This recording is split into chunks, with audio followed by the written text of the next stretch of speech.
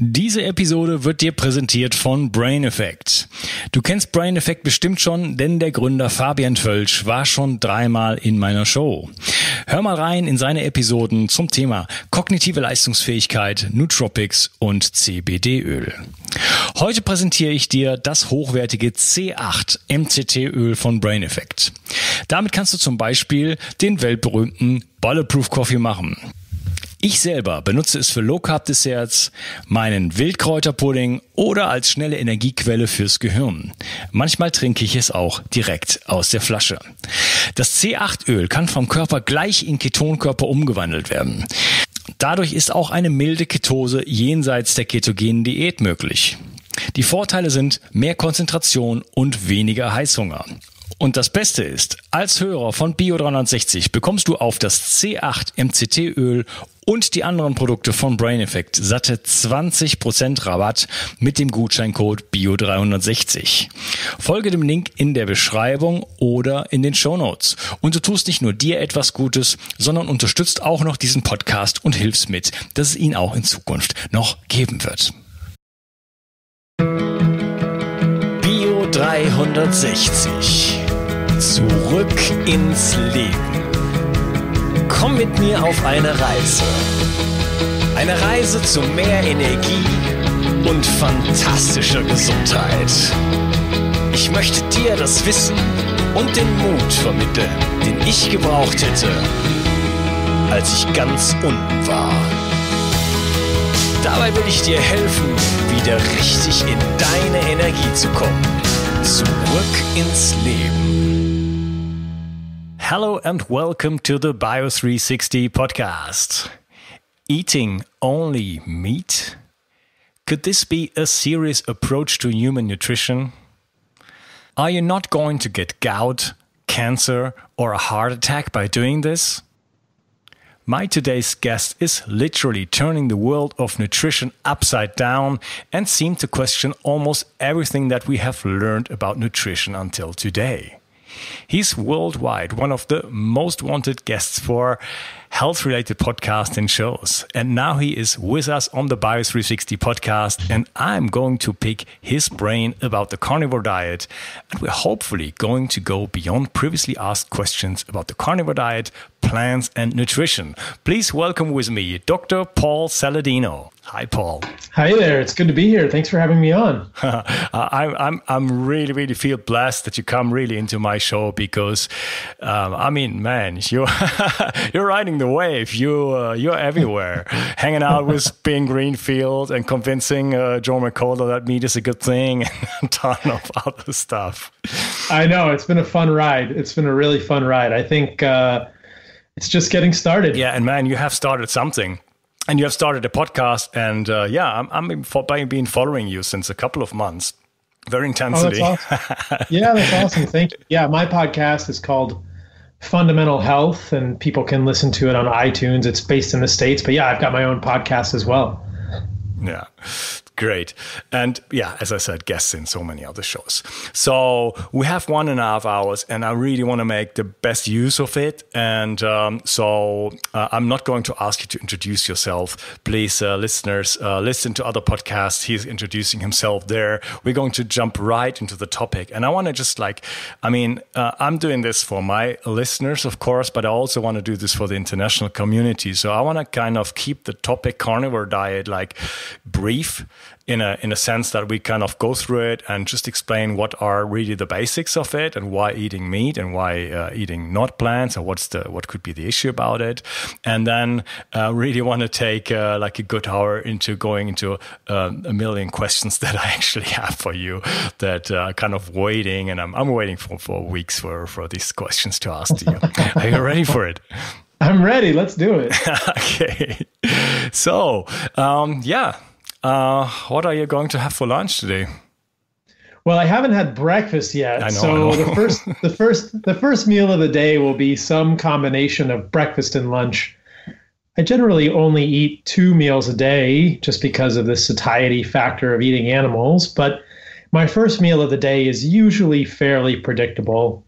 It's going to consist of animal fat. So one of the things that's quite fascinating to me is that in Europe, your listeners who are there will not find eating animal fat to be strange. My impression is that in Western and Eastern Europe, animal fat is treasured and is appreciated in a special way. But in the United States, we're not really hip to animal fat. We've been told for so long that it's bad for us that we shun animal fat. But I'm going to start with animal fat.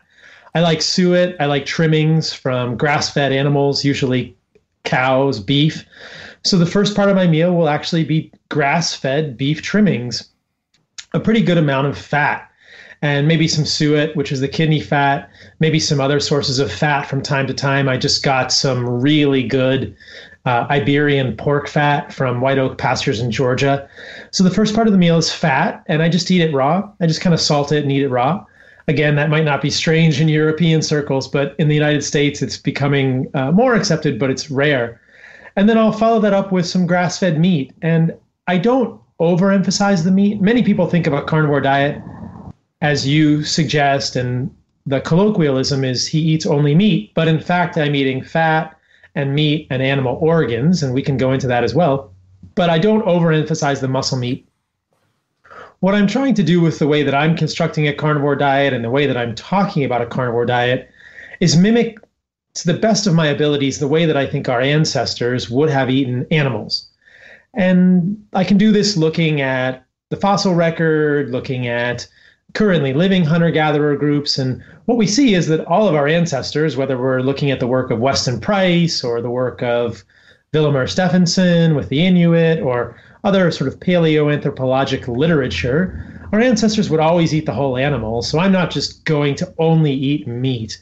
And though it's easy to say he only eats meat, I just like to clarify that I'm actually eating meat and fat and things that are traditionally considered to be organ meats as well. So I start with fat, then I have some muscle meat, usually a ribeye steak. And in the morning, it's not overly large. It's maybe 6 to 8 ounces of ribeye.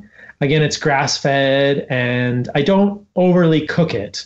Often I'll do sous vide, which is a water bath cooking, or I'll do just blanching. I'll just take the raw steak and throw it in boiling water for a couple of seconds on each side and almost eat it raw.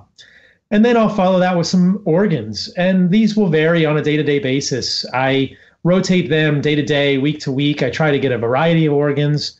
Liver is always included in that mix, as is kidney. I'm a really big fan of kidney recently. Kidney is actually quite nutritious. As I learn more about the nutritional content of kidney, I'm more and more impressed. So I'll always eat a decent amount of kidney, some liver. I might have heart. I might have pancreas. I might have spleen. At this point, the listeners might be wrinkling their noses saying, ew, I don't want to eat those organs. But I find it quite fascinating to try and eat from the whole animal and understand what parts of the animal might have given our ancestors unique nutrition. Sometimes I'll eat brain. Again, this is something that may not be foreign in European circles, and I'm jealous of that, but it's a little hard for me to get sometimes. Mm-hmm. So that's pretty much my breakfast. It's fat, it's meat, and it's organ meat. And personally, though I don't necessarily advocate this for everyone, most of what I eat is raw or very lightly cooked. And again, there are different ways to navigate this for people. I like to eat the organ meats raw. I source them from very high quality spots. And so I'm not incredibly concerned about contamination, but most of what I eat is raw, though I think that within a carnivore diet or even a diet that has a higher proportion of animal meats or animal foods, people can cook the meats in a variety of ways. They don't have to do it the way I do it. That's just the way I do it, and people are often interested to hear that. So that will be the breakfast in a few hours when I finish up with this one. Okay, all right. Yeah, we have quite a time difference. I eat once per day, and today I had bone broth, which I actually made from chicken. It's a slightly bigger bird than chicken. I cooked it for 48 hours. I ate entirely all the bones that were inside because they completely disappeared in the broth, and I add some spices like worm flour, like insect flour, and some wild herb powder that I actually created, and then had some liver and some raw salmon and kind of something like that, and a beef patty. And that sounds like a carnivore diet, my friend. Yeah, and I all did that in horse tallow that I did myself. All, of course, grass-fed and everything. Yeah. So, wow. Okay, let's jump into the carnivore diet. Like, what is it? What defines a carnivore diet? Is that really like seriously only 100% eating animals, or what do you understand from that? Yeah, I think it is. I think that's a great definition of a carnivore diet. And of course, we're all astronauts here. We're all exploring. We're all just trying to understand what can help people be healthy without becoming overly dogmatic. I appreciate that a carnivore diet is an extreme or radical type of diet, and I don't think it has to be considered that way. It's more of an idea in my mind. And the idea is just, how did our ancestors eat? What might be the best way for humans to eat? Are there other options for people currently living who are suffering from autoimmune, inflammatory, psychiatric diseases? Those are all basically synonyms, that aren't finding help in the way that they're eating now. They're not finding relief in the way they're eating now. And that's what I think is so cool about a carnivore diet. And so, yes, I think the definition of a carnivore diet that's most useful is 100% animal foods or whole foods, animal-based diet. Okay. Again, You've been saying that that this is kind of what you're trying to achieve is like kind of mimic an ancestral diet, and that is something really funny, because that is a claim that a lot of people do about very different diets. And I had one of my most recent interviews, the guy said, we ate certainly like 80% plants, and you can prove that in the bones and whatever. And I heard you saying like exactly the opposite. Like, what did our ancestors eat, and who knows that? It's a great question. Nobody knows for sure. You know, I'm working on a time machine, and once I get it figured out, you and I can go back 70,000 years and figure it out for sure. But until then, it's all conjecture. But I would be curious what sort of studies that person is looking at, because I'm writing a book right now. And in that book, I talk about, there's at least 3 or 4 contradictory studies to that, looking at stable nitrogen isotopes in the bone and stable carbon isotopes. So we're looking at D15 nitrogen and D13 carbon. And looking at nitrogen specifically, we can tell where within the trophic level animals are obtaining their protein. And what it appears, looking at bones of Neanderthal and Homo sapiens from about 40 to 50,000 years ago, is that we had more D15 nitrogen in our collagenous tissues, and the Neanderthals had more nitrogen in their collagenous tissues than known carnivores at the time, like hyenas or even larger carnivores. So to say that we were eating 80% plants is ludicrous based on the literature that I've seen. Now, is it possible that we were eating 5% plants? Sure. And therein lies some of the nuance that I think is something we might help people navigate today. But a lot of the misinformation or confusion, I think, arises from the work of Lauren Cordain, Boyd Eaton, some of the original people who popularized a Paleolithic diet. And they published a number of studies looking at currently living hunter-gatherer tribes. And in those tribes, in Africa or other places in the world, they were eating about 40 to 50% plant foods. The problem with these sort of extrapolations is that these people do not have the same access to animal foods that our more distant ancestors would have. So if we go back in terms of a broad timescale, human, quote unquote, evolution has probably been going on for 3 to 4 million years. It looks like we diverged from our primate ancestors about 6 million years ago, with the first species assumed to be Australopithecus. There's a very famous fossilized skeleton which has been named Lucy, which is 3.5 million years old. And I believe that is the oldest human, quote unquote, relative skeleton. But if you look at brain size, Australopithecus didn't really have a brain size that was a whole lot bigger than monkeys, than primate ancestors. Specifically, chimpanzees, bonobos were probably our most close ancestors. Around 2.5 million years ago, however, something really crazy happened with our brain size, and it began to skyrocket. The interesting correlation at that time in history is we also see the appearance of stone tools and marks for butchering. We see cut marks on bones, and we see much more evidence for hunting. So my hypothesis, and the hypothesis of many others, would be at 2.5 million years ago, we started eating animals en masse. We started eating a lot of animals, and that was really what allowed our brains to grow and us to become humans. For millions and millions, tens of millions of years prior to that, as chimpanzees, as bonobos, our primate ancestors were eating vegetables, leaves, roots, stems, and their brains didn't grow. So, primates had 35 million years or 45 million years of evolution to grow a bigger brain eating vegetables, and it didn't happen. So there's a pretty cool thing that happened 2.5 million years ago. And I think that it's quite clear, or at least significantly sound, to suggest that that was eating animals. So there was this inflection point in the size of the human brain. Now, the follow-up question to that is, how many animals were we eating? And I think that my suggestion is we were eating as many we could get our hands on. And at that time in our evolution, there were megafauna.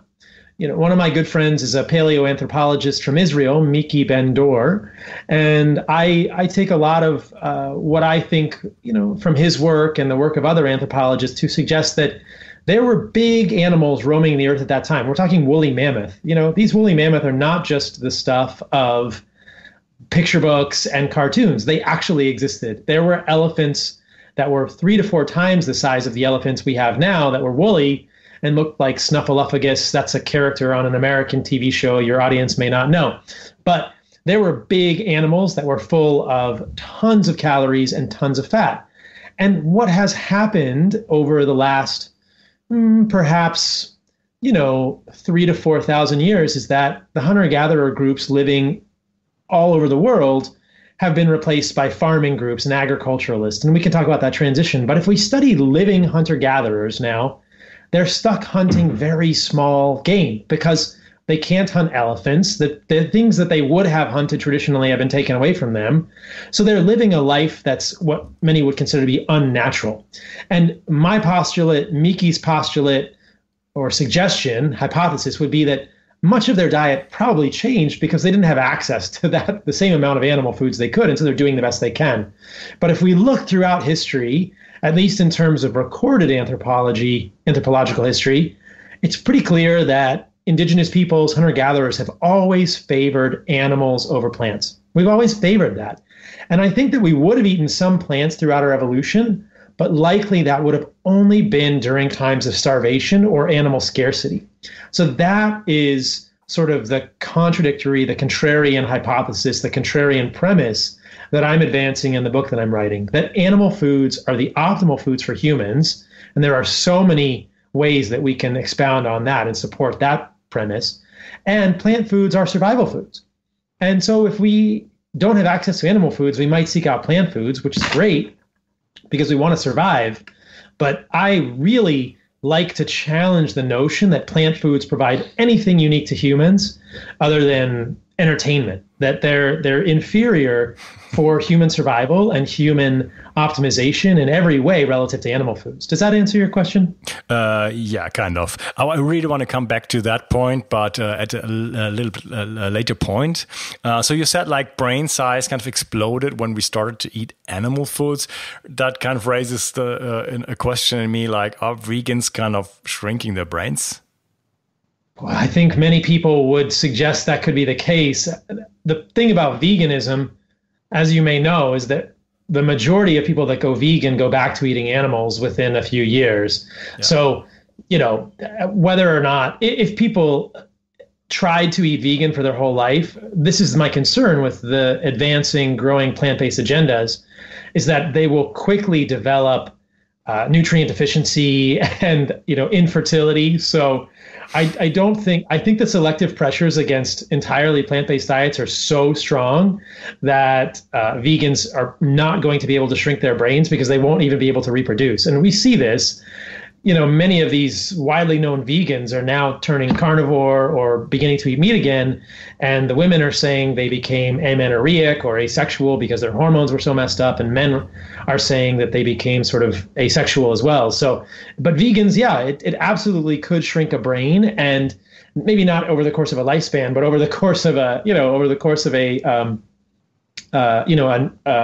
evolutionary timeline with multiple generations of reproduction. And interestingly, the size of the human brain appears to have peaked about, maybe, I don't know the exact date, it could be 20 to 30,000 years ago. And since then it's been declining.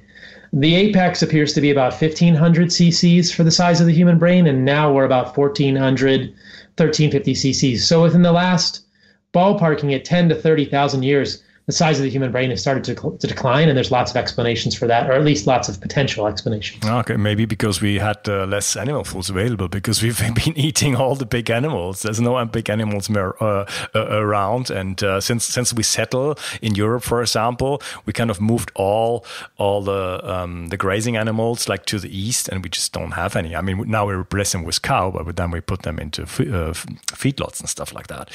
I mean, in terms of infertility, you don't have to go vegan to get that. We have still glyphosate, autism, heavy metals, and a lot of kind of health markers are declining, brain size, but our intelligence is going down since like 10 or 20 years.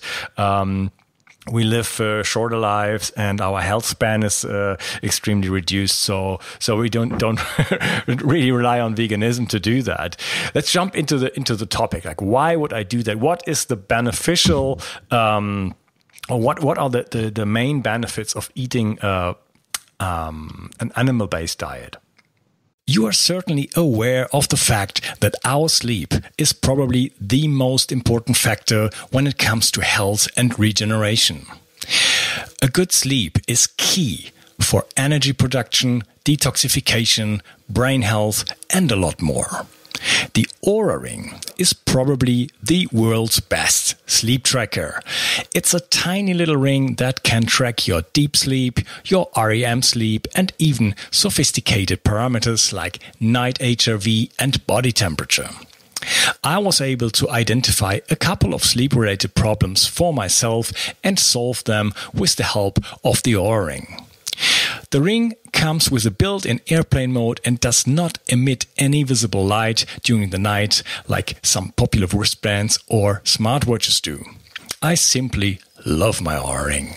And the best part is, listeners of the Bio360 podcast now get a whopping $50 off. The only thing you got to do is follow the link in the description of the podcast, and the discount will be applied in the final checkout step. Sleep well.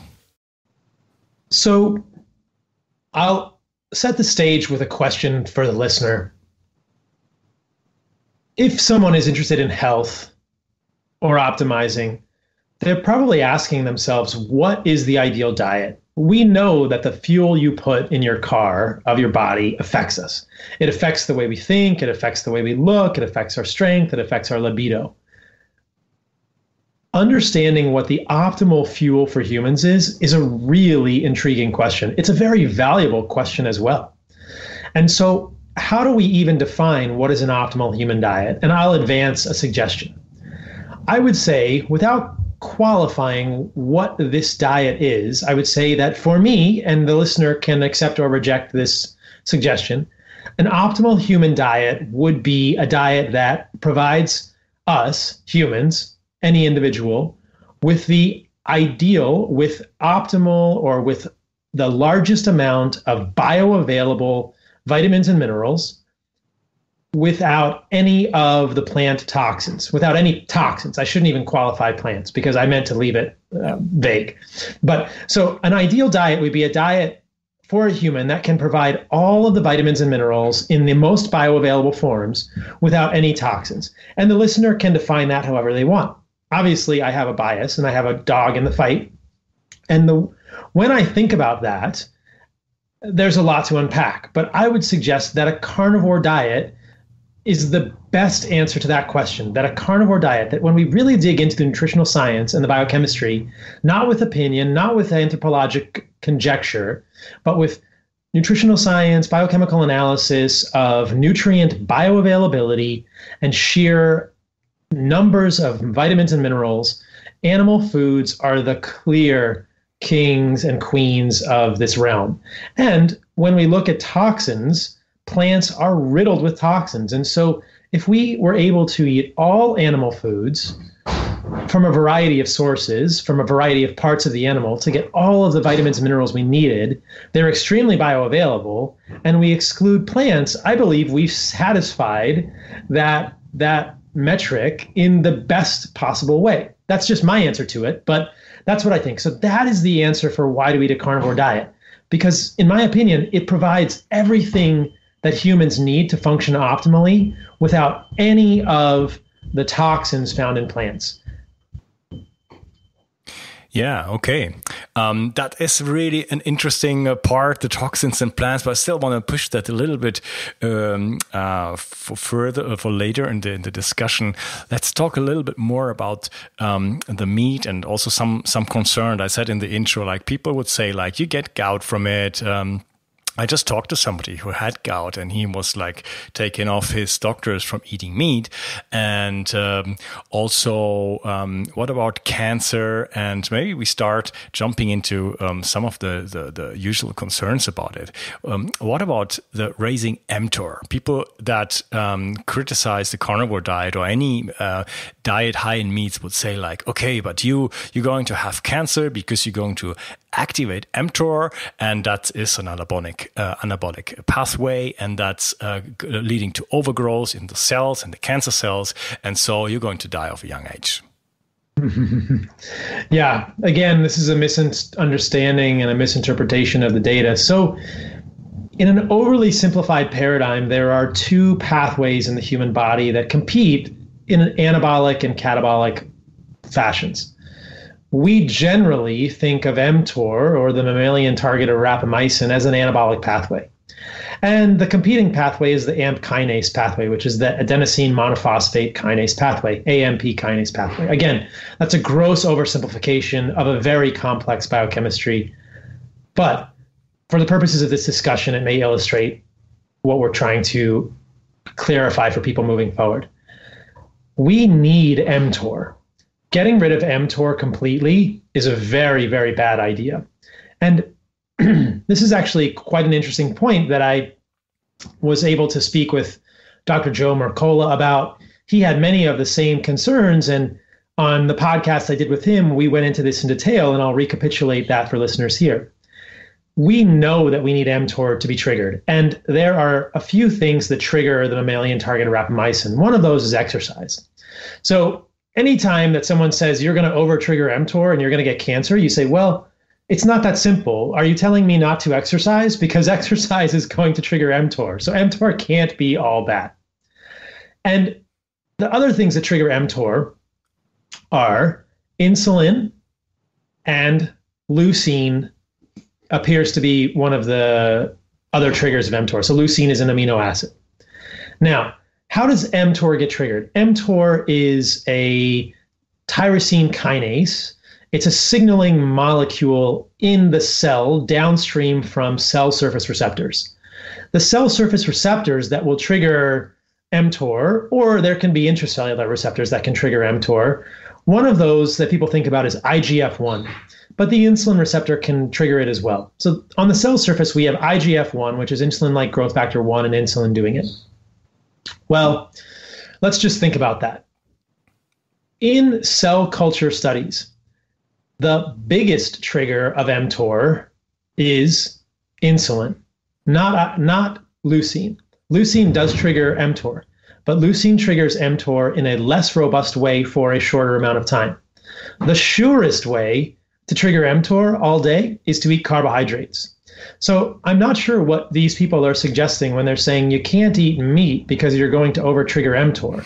Because if you don't eat meat, you're going to have to eat carbohydrates. I mean, if you eat fat all day, if you just eat fat, you will not trigger mTor as far as I can tell, because fat will not have leucine, fat will not trigger insulin. So, but these pundits are not suggesting that we eat fat all day. They're suggesting that you eat carbohydrates, and they're vilifying meat because they don't understand the studies well. So the cell culture studies are quite clear. Insulin is a more robust and longer lasting signal for the triggering of mTor than leucine. Leucine is like an on-off switch that goes on and off pretty quickly. Again, this is cell culture, but if we extrapolate it, it looks like leucine will trigger mTor for an hour, something like that. Insulin will trigger mTor for 3 to 4 hours. So if you had carbohydrates 3 meals a day, your mTor would be on all day long, and most of the night. But if you had protein without a whole lot of carbohydrates once or twice or even 3 times a day, you would trigger mTor in a pulsatile fashion, and then it would go off. Now, the thing that I find entertaining about this discussion is that there are two sides to this equation. Some people, the longevity folks, want to not trigger mTOR or not over trigger mTOR. And there's a whole other camp of people who are doing bodybuilding who want to always trigger mTOR. And so I get questions from both sides. So for the people that want to trigger mTOR, you can eat protein throughout the day. Every time you eat leucine in a dose of maybe 5 to 6 grams of leucine, you will trigger mTOR. So if somebody were trying to be anabolic and gain weight, you could eat leucine. You could have leucine boluses throughout the day. If you're trying to be more ancestral, you might eat twice a day with mTOR, and you might exercise a few times throughout the week or once a day, and you're going to trigger mTOR in a pulsatile fashion. But the rest of the time, if you're doing a ketogenic style carnivore diet, you're going to be in the competing pathway, which is dominated by AMP kinase. You're going to generate ketones, you're going to have cellular house cleaning, you're going to have the benefits that come with AMP kinase. But it's not black and white. Both sides of the pathway are needed, and both sides of the pathway appear to have benefits. Yeah, that is so interesting. I've never heard the question like directed to a vegan or a vegetarian, like, are you concerned about like mTOR and getting cancer from that, but as you just explained, like in my case, I combine I just not right now for an experiment, I'm 3 months into it, I combine the warrior diet with carnivore diet, so I eat once per day, meaning I have mTOR activated for 1 hour per day, and I'm in ketosis all the time, and I'm sorry, just a message came in. I'm in ketosis all the time, and so the rest of the time I should have plenty of time for autophagy and stuff like that. And if you eat carbohydrates, which most people do, I live in France, and they eat a lot of bread and pasta and stuff like that, and you will just activate insulin and mTOR for like your entire time awake, basically, so that should be a huge concern. And you'll never be in ketosis, and you'll never really trigger autophagy mechanisms. There's so much praise of fasting these days, and I think fasting is great, but the reason people need to fast is because they never are in ketosis with their carbohydrate heavy diets. And the other thing I'll mention is that if you're exercising during the day, which I imagine you are, as a fit individual, you will also trigger mTOR at that time, which may not be a bad thing. You want that. I'd kind of try to combine it, so I had to exercise, and then an hour later or so I eat usually. Yeah, so you'll have a window where you're triggering mTOR. Interestingly, I did a podcast with Steven Gundry, who is the author of The Plant Paradox, and on that podcast, I talked about my IGF-1 level. So I have measured my IGF-1 level. I've measured IGF-1 levels in carnivores tons and tons of times. They're not elevated.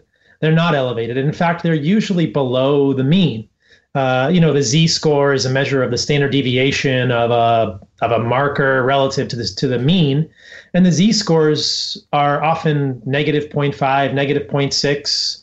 So that's a little bit of an esoteric explanation. I don't mean to confuse the listener, but what I'm saying is that IGF-1 levels, which is one of the triggers of mTOR, are often below the mean in carnivores. I've heard Peter Attia. I've never heard Steven Gundry talk about what his IGF-1 levels are, but my levels of IGF-1 are generally at the level of someone like Peter Attia or lower who's eating a mixed diet, because in a ketogenic diet, your IGF-1 doesn't go sky high. It's balanced, right? So for people to claim that your IGF-1 is going to be super high or your mTOR is going to be over-triggered on a carnivore or diet is just not based in science that I've seen. Now, I should mention that I don't do dairy, and people eating a carnivore diet and doing dairy may have a higher IGF-1 level, and that's a different equation. As I've spoken about, I'm not a huge fan of dairy for most people. Yeah, I'm neither. Okay, my dear Paul, I think I use the opportunity to interrupt the show here, and I want to talk in part 2 with you more about meat and ammonia and potential effects, like all the prejudices, let's say, against meat, about problems with the kidneys and sleep quality and a lot of more. And then we're going to progress into plants and plant toxins and a lot of other questions I have for you. Thank you for being here, Paul. Bye. You are certainly aware of the fact that our sleep is probably the most important factor when it comes to health and regeneration. A good sleep is key for energy production, detoxification, brain health, and a lot more. The Oura Ring is probably the world's best sleep tracker. It's a tiny little ring that can track your deep sleep, your REM sleep, and even sophisticated parameters like night HRV and body temperature.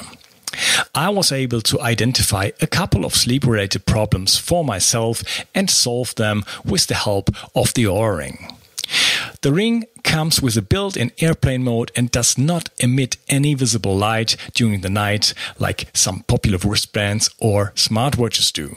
I simply love my Oura Ring. And the best part is, listeners of the Bio360 podcast now get a whopping $50 off. The only thing you got to do is follow the link in the description of the podcast, and the discount will be applied in the final checkout step. Sleep well.